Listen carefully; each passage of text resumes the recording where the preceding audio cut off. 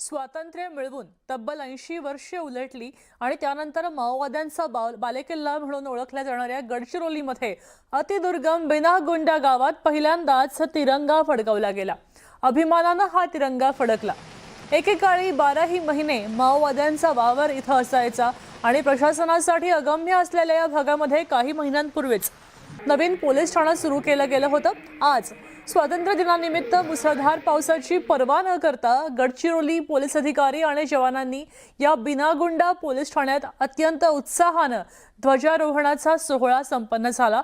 तिथं कधी काळी माओवाद्यांच्या बंदुकीचा धाक असायचा, तिथं आज डौलानं फडकणारा तिरंगा केवळ एक औपचारिक सोहळा नाही, तर या भागात शासन प्रशासनाची पोहोच वाढल्याचा आणि माओवाद्यांच्या प्रभावाला छेद देऊन विकासाची नवी पहाट उजाडल्याचा एक अत्यंत महत्त्वपूर्ण संदेश देणारा ऐतिहासिक क्षण ठरलाय।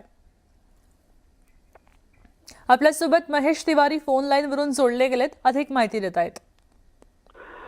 हा जो परिसर आहे हा बिनागुंडा असा भाग आहे जो महाराष्ट्रात असला तरी आपल्या राज्यापासून जिल्ह्यापासून तालुक्यापासून अलिप्त होता। या परिसरातली 5 ते 6 गावं ही अबुजमाड मध्ये आहेत। माओवाद्यांचा गड, माओवाद्यांची राजधानी अशी अबुजमाडची ओळख आहे। वीज नाही, मोबाईल नाही, पावसाळ्यात